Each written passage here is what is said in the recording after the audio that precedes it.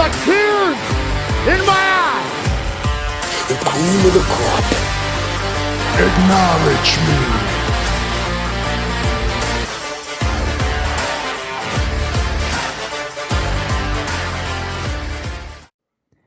Episode 354 of Top Rope Nation. I am your host for this evening.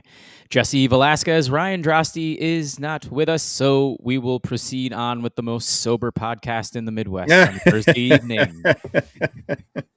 That being said, Justin Joyt believes in dragons. Otherwise, how else is he doing today? I'm not too bad. Been a long week at work.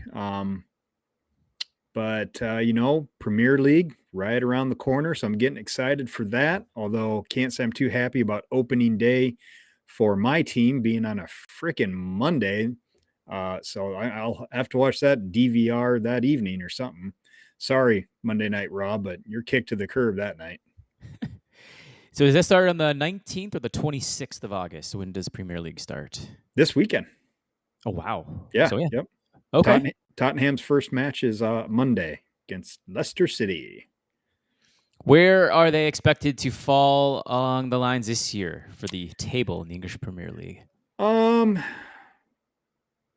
seen a few predictions, and I think most of them you'll find them around the 4, 5, or 6 range, which they finished 5th last year, just a couple points off of the Champions League. So I'm expecting Chelsea to be better. I'm expecting Man United to be better. So it's not going to be easy getting back to that 4th spot, getting back to the Champions League. But it would also at the same time feel like a step backwards if they didn't get there. So we'll see. I believe in Big Ange. So, speaking of our sports teams, how are you doing, buddy? JJ out for the year. Damn, that sucks. On top of that, Jordan Addison had a scare. What? I didn't hear that one. They carted him off the field. Oh, geez. About 2 hours after the surgery notice of McCarthy and him being gone. Oh, man. We're like, oh, here we go again. And then I think just some random, what's his name? Thayer Jones, like just a random practice squad guy or someone who's going to get cut ended up getting hurt. One of our main reporters was right on it, and somebody just said, "Can we just stop the damn match? Throw in the damn towel," as Duke would say on Rocky IV when Apollo Creed perished. So, amen. Yeah, I feel bad for that Vikings trainer staff this year. It's going to be, well, I mean, we expected Darnold to start for about 4 games at least. Now we got him for 17. Are the Vikings quarterbacks cursed? Are they? And what would have triggered this curse? Who cursed Vikings quarterbacks? I'm curious to where this started because Fran Tarkenton was one of the originals. I mean, he came in the late 60s, I believe, and that's when they went to their 4 Super Bowls throughout that decade. Joe Cap was always good. I know Tommy Kramer was an interesting character. He was very heavily influenced by alcohol. I think he had a couple of DWIs and was just known as a partier, but he was a solid NFL player nonetheless. I don't know where this QB curse came from. It seems like even of late, they get snake bit with these injuries all the time. Teddy was the biggest nightmare. Yeah, and I liked him too. Leader, definitely a leader, a lot of moxie, enough talent to be an NFL quarterback. But as soon as, he took him a year and a half to heal. I actually went to it was the NFC North's clinching game, and they brought him in the 4th quarter when it was out of hand. This was his first game back since that injury, and the crowd exploded. Hell yeah. One of the loudest eruptions I had heard in the US Bank Stadium. Yeah, so Very always nice. Had a soft spot in my heart for Teddy Bridgewater. Yeah, same here. Great. Like, probably a top 5 quarterback name ever. Teddy Bridgewater. I mean, come on. Good luck topping that. Like Joe Montana maybe would be up there. But god dang, Teddy Bridgewater. What a name. Teddy Two Gloves. Oh, yes. Always had those 2 gloves on when he was playing. And then there was a story of a 6-year-old here who I know was just infatuated with Teddy Bridgewater. And he invited him to his birthday party, and it was on a local television station, and Teddy ended up going. Oh, nice. It was awesome. Good guy. So yeah, definitely a fan of Teddy Bridgewater. We as Top Rope Nation members, or excuse me, hosts, are fans of our patrons. I'm gonna throw that bottom line here, get the housekeeping out of the way before we get into the professional wrestling piece, and that's when your friend Sam checks out for another minute here. Shout out to all of you out there. Thank you all for watching. And then don't forget, hesitate. We had a few listeners in here. I'm not sure who is, but if you are, you'd like to speak tonight, drop us a line in the chat. We're going to be covering AEW first. I'd say more so Aaron Graham. There it is. Knows the way to my heart. I might have to find a way to squeeze the audio in from the 6-year-old singing, hey, Teddy, won't you come to my birthday? Do it. It's fantastic. Absolutely fantastic. So AEW talk, there's been quite a bit of hubbub today. They had a major announcement this morning that actually was a major announcement for a change. I guess it depends on what you consider major, but they just announced an event for next year. We'll talk about the actual all-in card here in 2024 and Dynamite thoughts last night. And we'll close with a little bit of WWE, more so on Cody Rhodes and Kevin Owens, because I actually find this to be very interesting. And I'm taking Kevin Owens' side throughout what he said last Friday night on SmackDown. You definitely hit the kayfabe person in me. There's no question there. Justin, all right. We are going to talk a little all in 2025. 2025. So they are making the decision. That is Tony Khan and the likes. They will be moving from Wembley Stadium next year to Globe Field in Arlington, Texas. That is the home of the 2023 World Series champion and Major League Baseball champion Texas Rangers. And in 2026, they will be going back to Wembley, which was kind of a little bit under the rug for this. Here's the important caveat. Go ahead. No, what was that last thing you said? They've already announced going back to Wembley? Yes, Tony Khan, I think it's under the radar. It's in this same interview. They're going back to Wembley in 2026. Oh, okay. Interesting. Taking a little break from England for 1 year and then going back. Okay. All right. Sorry, continue. Yeah, I'll have my thoughts on that later too. The big thing here is that July 12th is the date for it. So they're going to be splitting up all in and all out, which is huge. Give me some roundabout thoughts, and then we'll bounce off this topic back and forth. Well, I guess first and foremost, I would just say that these kind of news items don't really interest me all that much. It's just basically, here's this show at this place. That was like the announcement of Survivor Series and what was that, British Columbia? Something like that. It's just like, okay. This one, I suppose the reason I found it interesting is kind of the why. Why move away from England? I'm just curious if and this was, these are my thoughts before I heard they were going back, but I was just curious if it was like, if they were finding it to be a little cost prohibitive, or if, there was too much red tape that just became a headache for them. I've been watching Welcome to Wrexham. For those of you who don't know, Wrexham is an English soccer club who Ryan Reynolds and Rob McElhenney bought.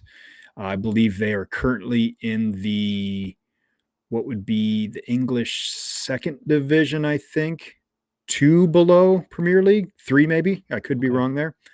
But, in one of the last episodes I watched, they brought up how they just wanted to put some temporary stands in where, because they had to tear down one entire end of their stadium.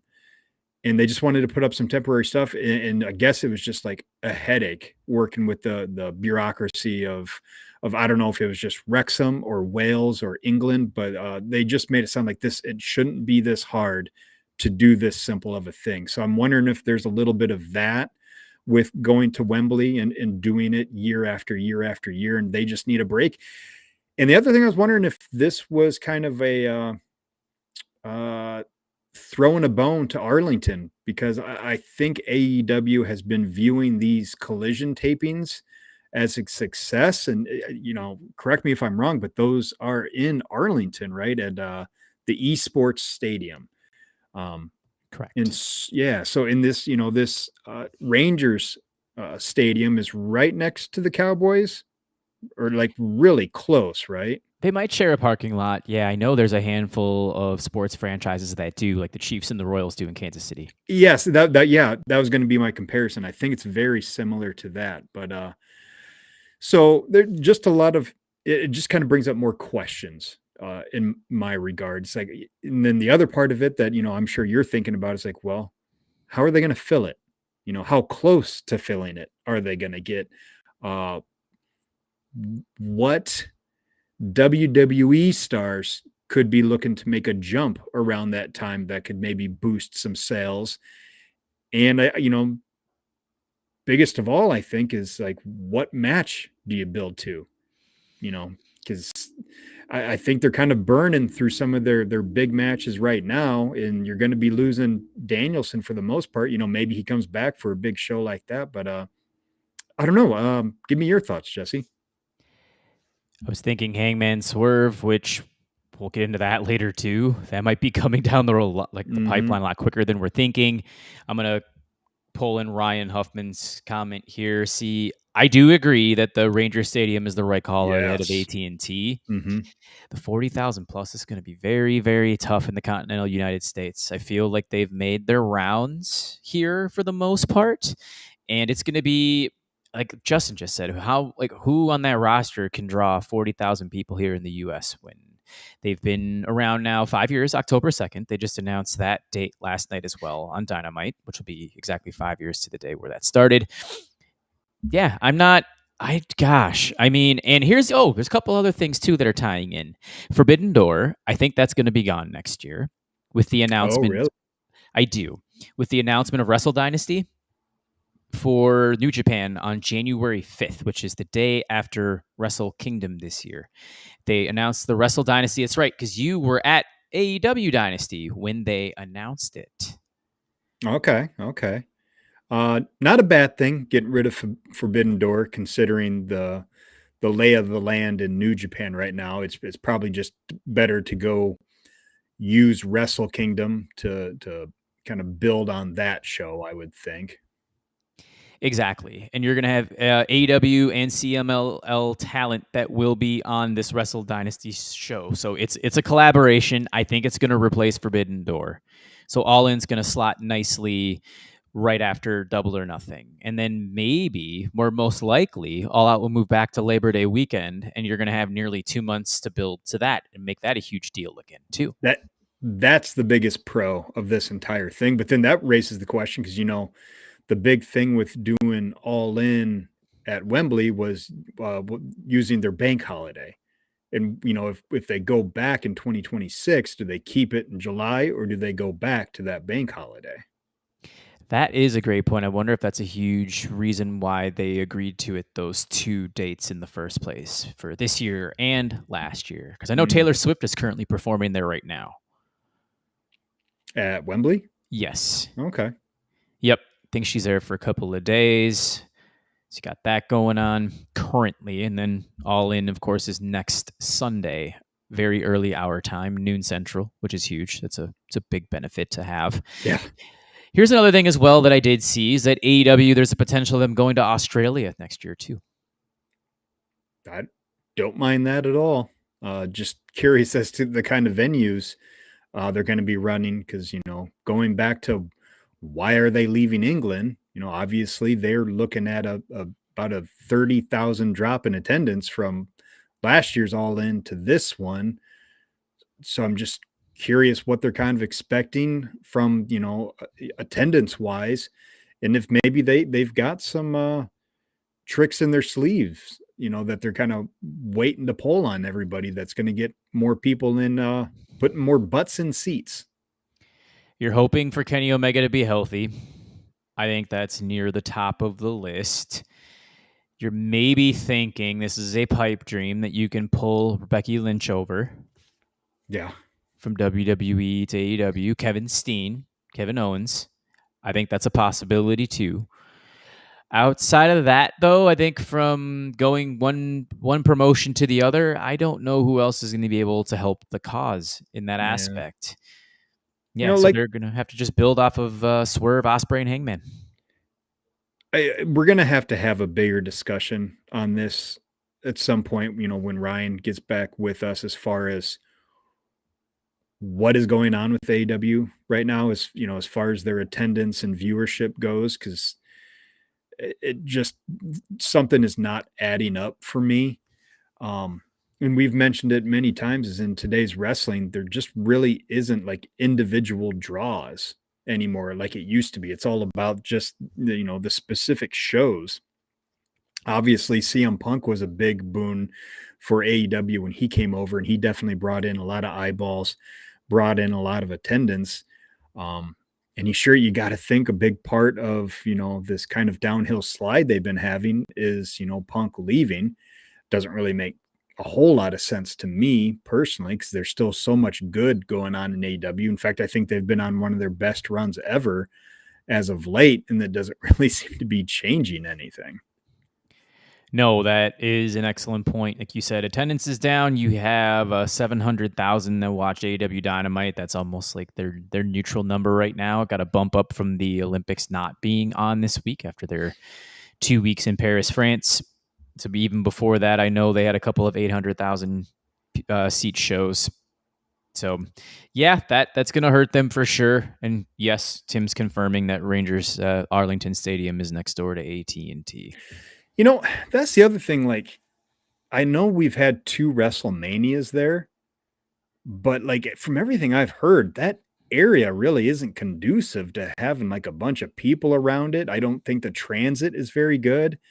And just Arlington in general just seems like a weird place to try and draw in a big crowd. Like I'm still kind of, you know, flummoxed that they have not tried to gain a bigger foothold into places like New Orleans, you know, destinations that people might want to actually go to because of, you know, everything else that the city has to offer besides from the show you're going to. Obviously, you know, Chicago is great with that. Las Vegas is great with that. But Arlington is one I'm having a hard time wrapping my head around. Like I said, it almost feels like they're just throwing a bone because of how much they've enjoyed their time at the esports arena.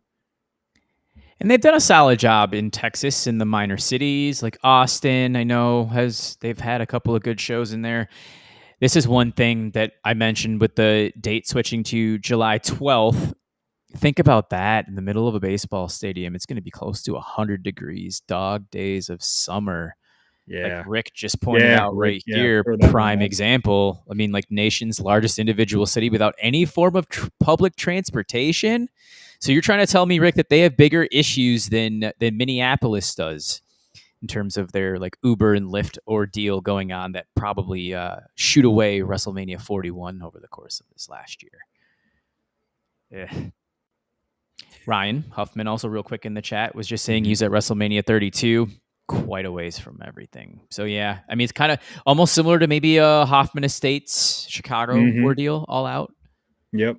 Yeah. So I don't know. It's, you know, it's a long ways away. Obviously, WWE was able to fill up AT&T, you know, for the most part. So I don't, you know, they've got a lot of time to try and heat up their product to fill as much of that stadium as possible. And I've always had a soft spot for these wrestling shows in baseball venues, you know, going back to WrestleMania 19, I always thought looked pretty cool. So I'll be curious to see how AEW does it, you know, because, you know, their look is obviously going to be a lot different from WWE's. I'm trying to remember the last time that the WWE, was that the last time they were in a baseball venue? Well, they'd been doing it almost every year with Royal Rumble there for a while, it seemed like. Didn't they just do Houston? Tropicana Field, too. Yes. Yeah. Yeah. That was a weird one. It's a dump. Yeah. Yeah. Very odd. Very odd. Arguably the worst stadium. Or yeah, I mean, yeah, without a doubt, the worst stadium in sports. Maybe Oakland Coliseum's there, too, which is why the Athletics are the next team to head out of town.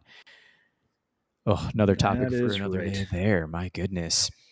if there's anything else here when it comes to the all-in draws. Oh, I was going to come into this too, because this kind of goes hand in hand with what we're going to talk about coming up next. With Grand Slam 2021, and at that time, AEW been a hot draw. I mean, this is probably an easy yes, but do you feel that even if they didn't announce Danielson versus Omega as the marquee match, that Arthur Ashe still would have sold 20,000 tickets to that tennis venue? Yes, I do. Because that, once again, that was Punk was there too, and the product just, felt incredibly hot in that moment. It finally felt like I think it was that it felt like more than just an alternative to WWE. It felt like an actual competitor, and maybe that's what is, like, I don't give a shit about that, but I maybe for a lot of people, that's the drop off that we're seeing is people just don't feel like it's an actual competitor, or, maybe those diehard WWE fans were just waiting for their product to actually get better. And now that it is, they could care less about AEW. I think that's the big one, because there's a good chunk of reputable names that have still come over from the WWE to AEW, and not much has changed. It's almost like it's regressed. This is after Danielson, Cole, and Punk, of course. Mm-hmm. And your Keith Lees, your Swerves, your Tony Storms, and then the larger names like Mercedes Moné, obviously. She hasn't really done anything, I think, when it comes to bringing in new people, which is shocking. She's barely getting much of a crowd reaction from what I've seen lately. It's kind of startling. Very alarming, especially when one of their own, I'm talking about AEW's Britt Baker, is eliciting a huge response right now. I mean, she has been gone for a while. That's one thing, but you would think that the former Sasha Banks would be just at least bringing in a couple 100,000 viewers each week and bringing up attendance numbers. Not the case. Not at all. Sean, good to see you. I believe we saw you on One True Sport with Ryan last week. So thank you for filling in there. I was able to fill in on that Monday. We had Rob Wilkins, who was with us for the SummerSlam review, that also was on said show. Well, I think we're going to conclude our all-in talk there for next year. We're going to move on to this year, and we'll move on to Dynamite last night. I have gotten through 95% of it. Give me your overall thoughts on the show as a whole and things that moved the meter for you, and if there was anything that didn't. It's weird because I in one way, I think it was exactly what it needed to be, where it was just all about, continuing to build the matches for All In. It was a lot of promos, like video packages for the matches going into All In, like a lot, to the point where, I think by the third one, I was like, boy, is this, live crowd, going to die because of how much time they're spending just watching the video screens.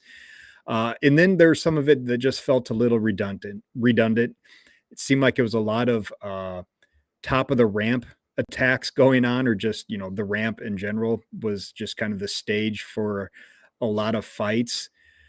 But at the same time, that felt like, they're leaning into what they should be leaning into. It's not like they're throwing in random matches or anything right now. They're trying to showcase the reasons why you should be purchasing All In. And they topped it off with one of the best things I've ever seen and one of the most head scratching things I've ever seen. And one of the best things was that Bryan Danielson video package, the Green Day, Time of Your Life, Good Riddance, which he had just mentioned on a interview podcast just in the past week. Like, what song would you want played at your funeral? And he had mentioned that song as a joke. So I thought that was kind of funny that they threw that in there, but I've watched that video package numerous times now.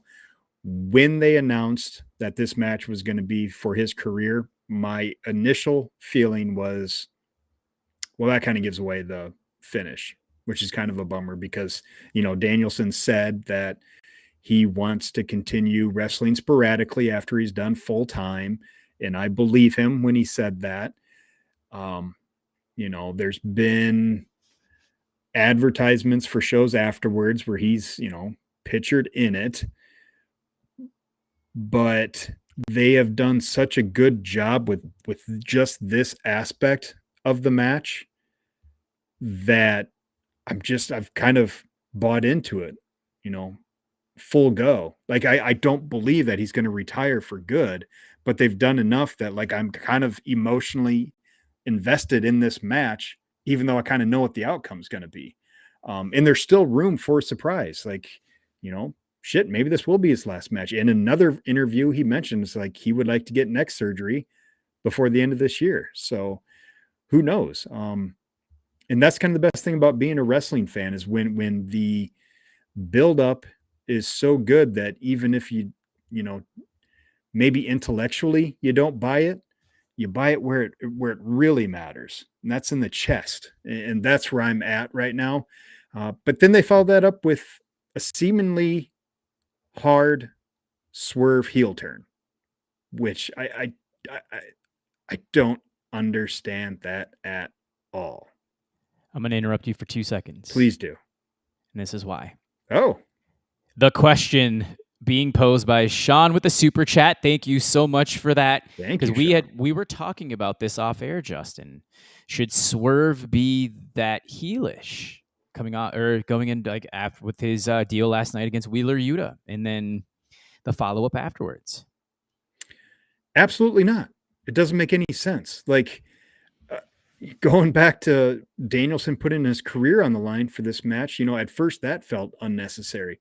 This feels super unnecessary. It should just be enough that Swerve could play the baby face saying, you know, I want to retain my championship by beating one of the greatest ever. And I want to be able to say that I was the one to end your career. But now he's doing it in a much more vicious manner. Just even his promos, there's just like nothing baby face about them. And I did see, I can't remember what I was watching, but they were talking about Swerve's baby face and heel dynamic and what's going on there. And somebody just said, Swerve's a G. He's not a baby face or a heel, which I do kind of like that. You know, that does make some sense to me. But in this case, I think they're just damaging his reputation as a baby face unnecessarily. They've done just such a good job with Danielson alone. It was just I don't know why they went there. This can be a babyface versus babyface scenario. I think the crowd is going to be probably, well, I think because there's the potential of it being Danielson's last match, 2/3 pro Danielson, 1/3 pro Swerve, just because he has that that charisma and that presence about him. And I mean, he was even getting cheers when he was doing all this heelish stuff with Hangman Page and breaking into his house.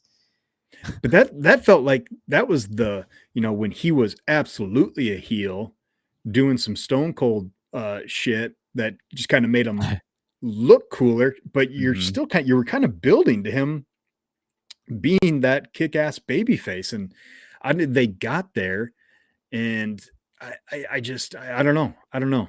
It's kind of hard to put into words for me right now. I almost might need to rewatch it. Maybe I'm just reading too much into the ending of Dynamite.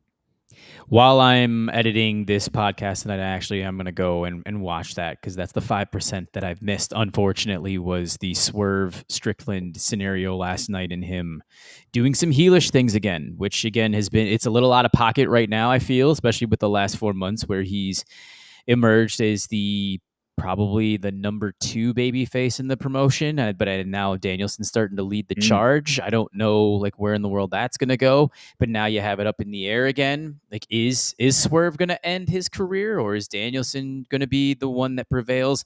I mean, probably going to spoil what I'm going to say next week, but I still am of the belief that Danielson's going to get a short run.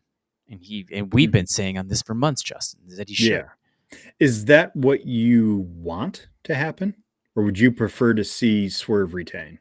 Oh my gosh. I'm conflicted. I really am, because I'm a huge Swerve Strickland fan. However, I think, and especially with the video package with Bryan Danielson, which I've watched twice, because like the first time I had like a little bit of swelt eyes, just like, ooh, that song kind of hits a little string with me too. But just to be able to for character, just to shadow what he's done in Ring of Honor and also what he's done in AEW is as well, and just the incredible journey that he's been on for 2 decades. And you can obviously include his WWE stuff where he was able to influence a different crowd for the course of that year and a half and become the most organic, beloved babyface. I mean, outside of CM Punk, of course, who was tremendous with the pipe bomb, but I think Danielson took it to another level even after that. Incredible work everywhere he's gone. Yeah, there was always an edge with Punk where Danielson could play kind of the over the top baby face to a better degree than Punk could, I think. I still very much want Danielson to win. I think if Swerve is really the top guy that I believe he is, that him losing the title to Danielson will not hurt him at all. As long, I've said this from the jump, as long as he gets it back by Wrestle Dream. If this is a scenario where Danielson wins it and then loses it to somebody else, huge mistake then. This has to be a Swerve, Danielson, back to Swerve title exchange. If that happens, I don't think it hurts Swerve at all. In fact, I think it could help him some by winning it again against Danielson in a big show in his hometown. That could be a huge moment, which is another reason I find the whole leaning into the heel depths of his character a little strange if you're building to that rematch down the road. And I just think there is some interesting matchups in the months in between All In and Wrestle Dream that are far more enticing to me with Danielson as the world champ than it would be with Swerve. And I think it needs to go back to Swerve and Hangman in that in-between period. And I think Hangman's got to get one of his wins back. That's exactly where I was going to go right now, because I am of the exact same belief there too. However, what then happens, let's say Hangman does defeat Swerve at All Out, which I believe he should as well. What do you do then for that month to justify Swerve getting a rematch at the title when he's not only suffered the loss title Danielson, but now a loss to Hangman, in spite of the fact that he still would own the better record in the head-to-head with Hangman to be 2-1-1? Yeah, there's lots of ways they could do that. Obviously, Tony Khan loves his tournaments. This casino gauntlet match gimmick, I think, has been a pretty big success this year. In frame, I guess I don't know the time frame, but you could just have Swerve lose at All Out, and then you've got All Out till Wrestle Dream to build him back up to face Danielson, and it's just not a stretch to me at all. It's whoever has been winning and you would think could be in that number one contender role, just have that person lose to Swerve. Simple as that. Which I've been hearing inklings. We haven't seen Jon Moxley on TV, I think, since Forbidden Door, if I'm not mistaken. He reemerges. I think we'll be seeing him in that casino gauntlet match, and I think he's going to win it. Not to step on our preview show. Danielson Moxley at All Out with Hangman and Swerve. Okay, well, where was this last year? Where was this last year? We didn't have an MJF title match on there at all. Instead, he got to open the show with Adam Cole. Was it against No, it wasn't against the Righteous. It was against John Silver and Alex Reynolds. Yep, that's right. Fun match. Great show. Weird build. Unreal. Yeah, from the middle match, I believe it was Danielson and Starks moving up the ladder. It was an incredible show, but now we're looking at it as now you're getting the larger names back. I think a big reason, I'm going to go to Sean here quick, is to Moxley being so underwhelming lately. I think part of it too is, he was the IWGP champion. A lot of his focus was on performing against Japanese wrestlers. He worked there over a couple of times in Tokyo as well. So his primary focus really hasn't been on AEW since March. Yeah, that was my thought too, is it's hard to be under, over, or just plain whelming if you're not even on AEW's television, basically at all. But it should make for a great return when he pops back up, though, because he's still a huge deal. we've been clamoring for a little while now for Jon Moxley to take a little bit of break from AEW TV. So I think this is perfect.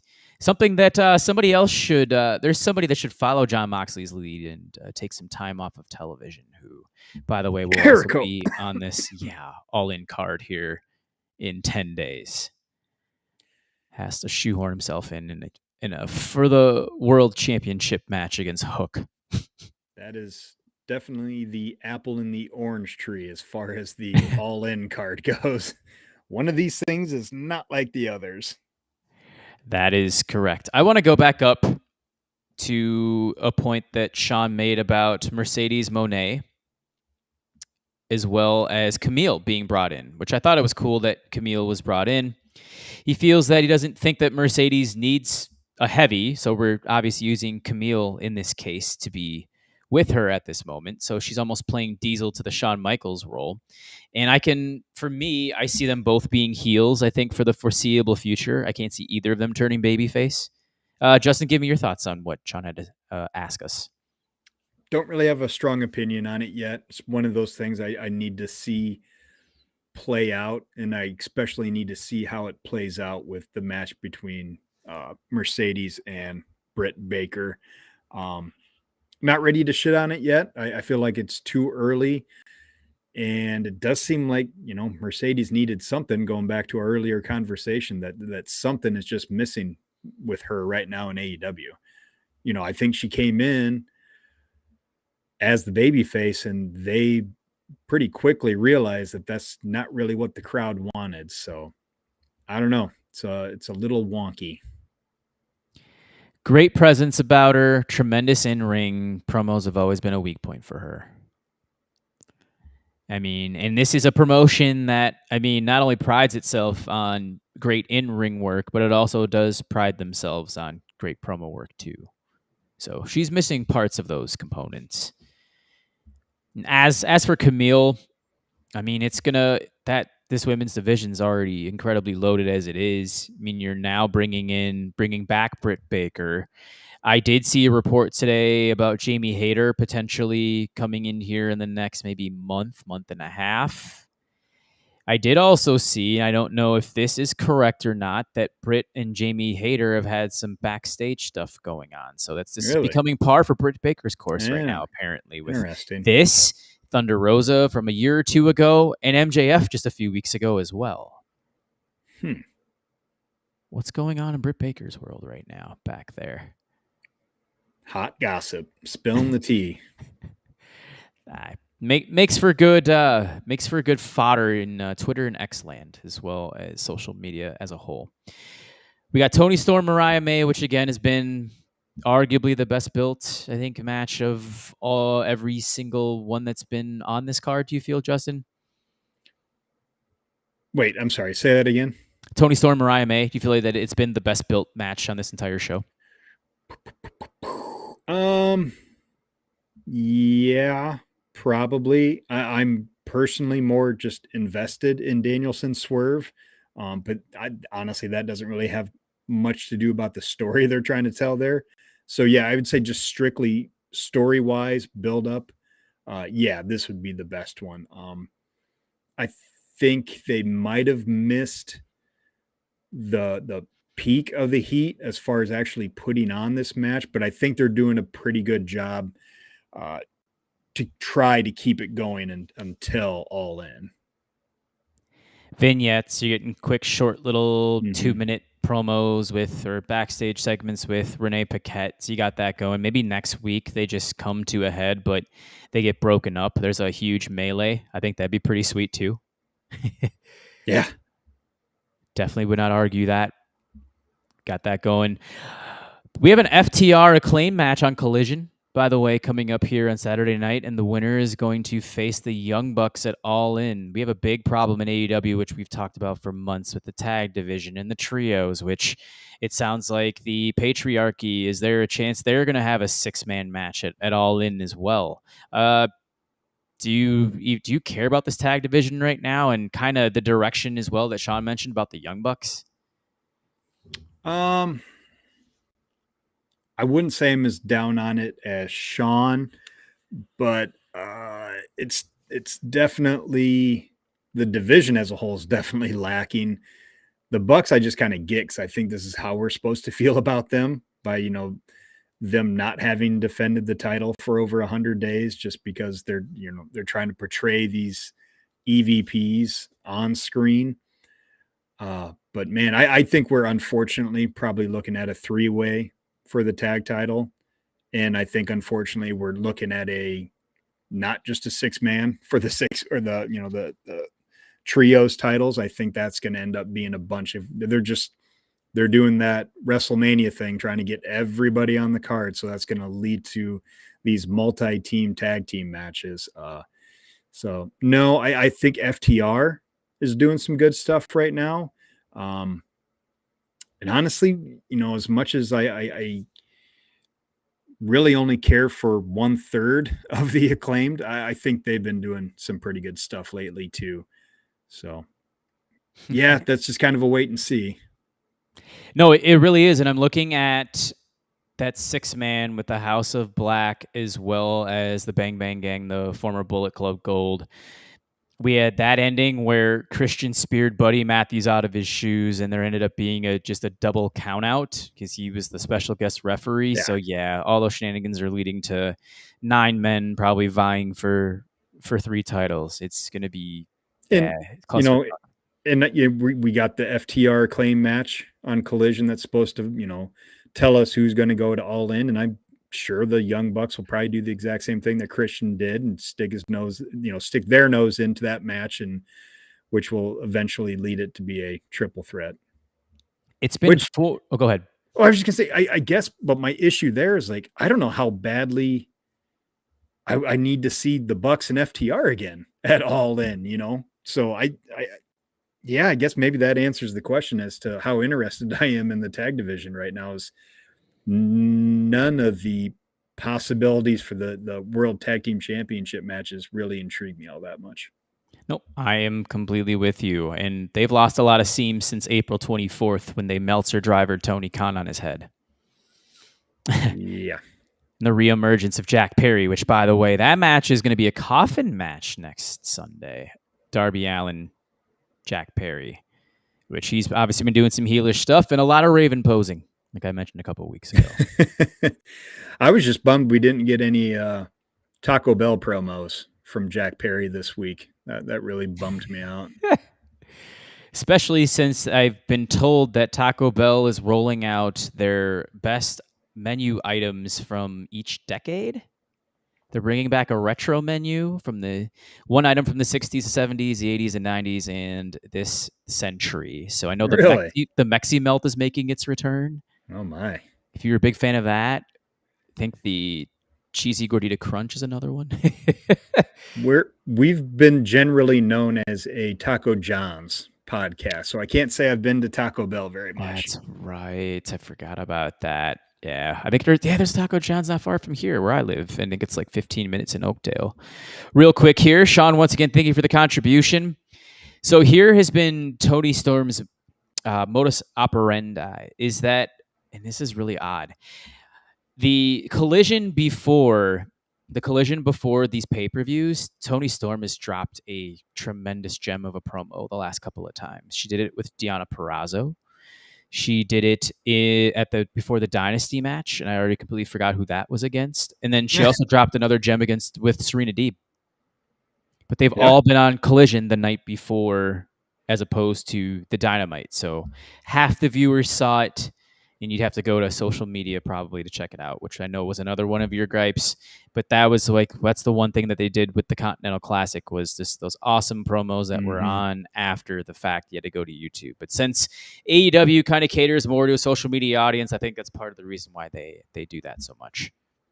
Well, in their defense for the Continental Classic, they were getting that in the heat of the moment after the show was over. So they probably didn't know exactly what they'd be getting from the guys. And so their only option was to kind of put it on their social medias, unless they were going to wait an entire another week before they put it on their television. But yeah, we need something from Tony that's a little bit more serious minded. I would agree with that.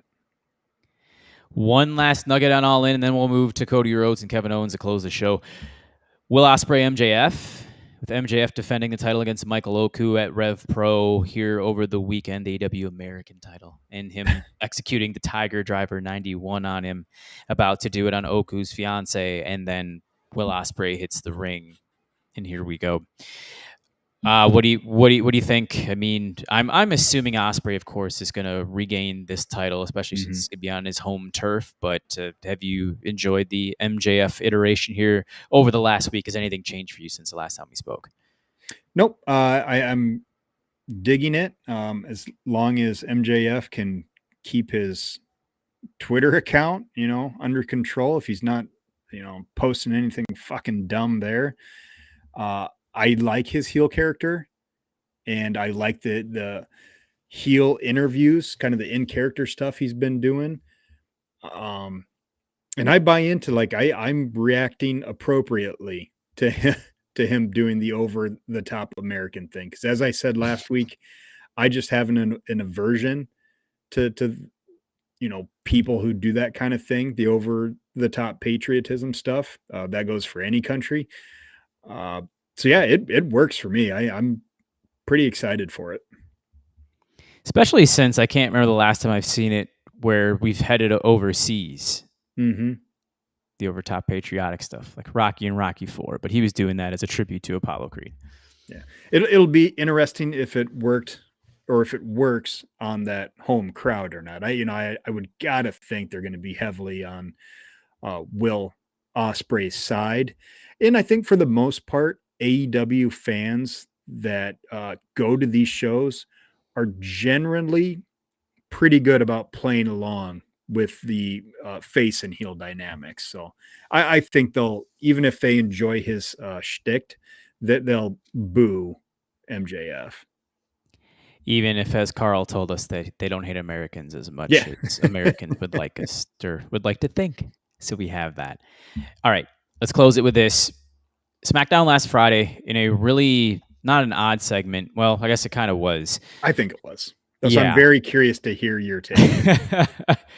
Bloodline comes down. Cody Rhodes is in the ring. And in the weirdest thing, he's just in a threatening way to Solo Sikoa in the group. He's like, "So what do you guys want to talk about?" I'm like, here we go again, Cody. This is getting really bad. Just stop. Cut that out. I've had enough of it. We had that happen. And just as they're about to pull a 3-on-1 attack, here comes Kevin Owens. So they chase him off with chairs. Cody then grabs the microphone and says, here's my challenge to, and then he's just rattling off just random things, and he looks at Kevin and he goes, I'd like you to be my challenger at Bash at Berlin.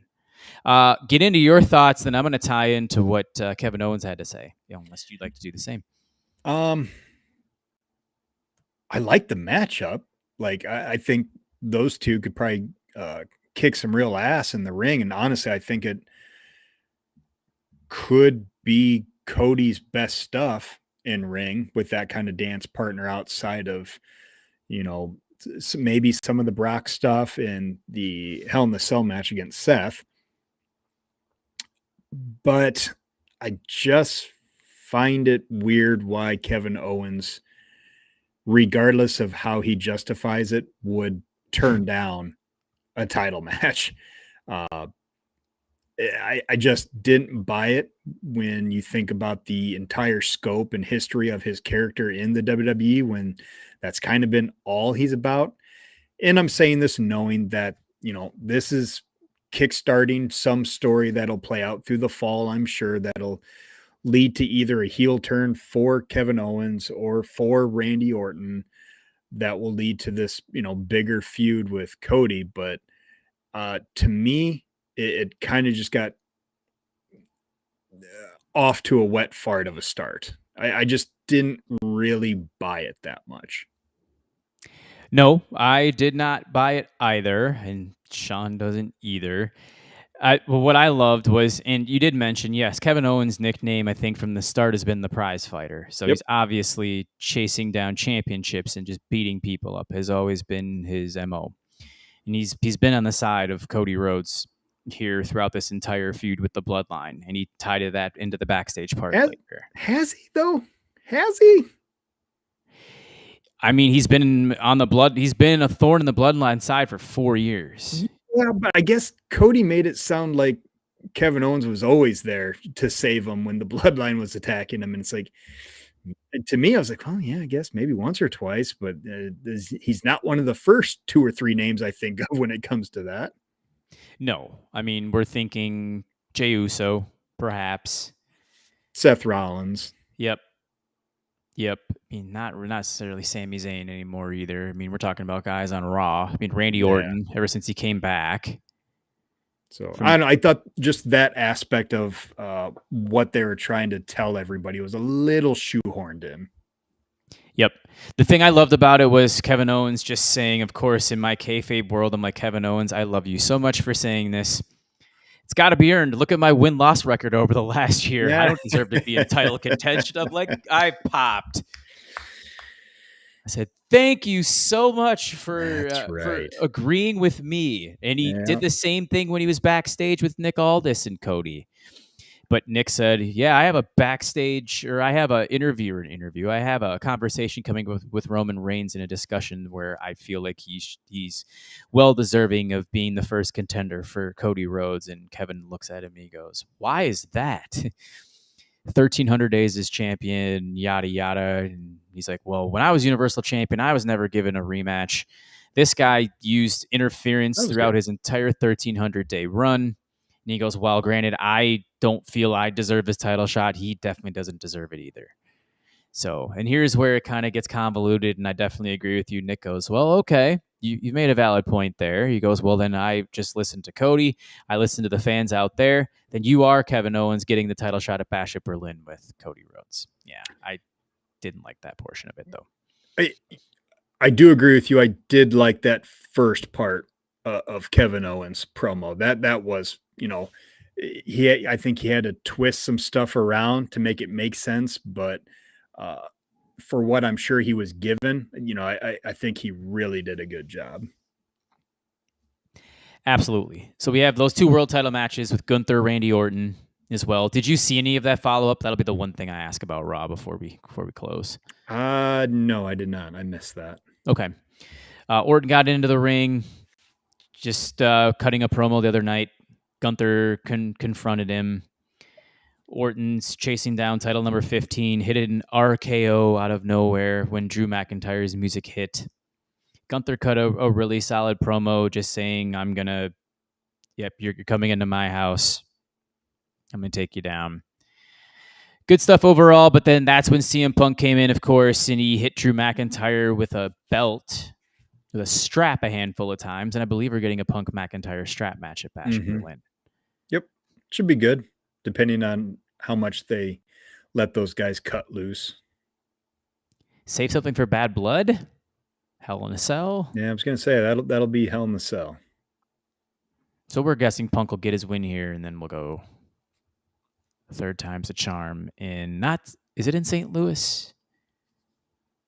I'm not sure. No, it's in Atlanta. That's right. Bad Blood's in Atlanta. I wish it was in St. Louis where the original Hell in the Cell was. So, yep. So we got that coming down the pipeline in about 2.5 weeks, August 31st, Labor Day weekend, where, of course, All Out will not be. It'll be the following weekend on September 7th. So you'll have PLEs and pay-per-views to look forward to for the next 3 weeks starting next weekend.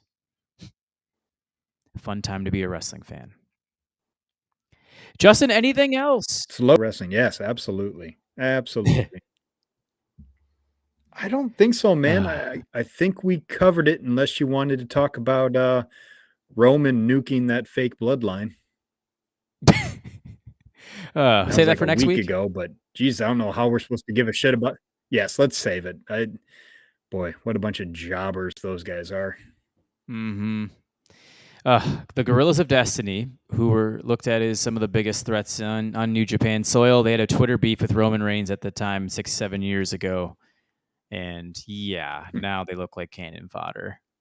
So they're really doing a great job of building up that Survivor Series in Vancouver. Yeah. Roman easily takes out 3/4 of them. Gosh, I just want to see a tag team match between all of them. God. Nope. No. Give me Roman and Jacob Fatu. Yep. That's the one we want to see. Just that. Save that for, well, can't save it for WrestleMania. I'm assuming it's going to be Roman and Rock, but yeah, save it for something big soon. All right.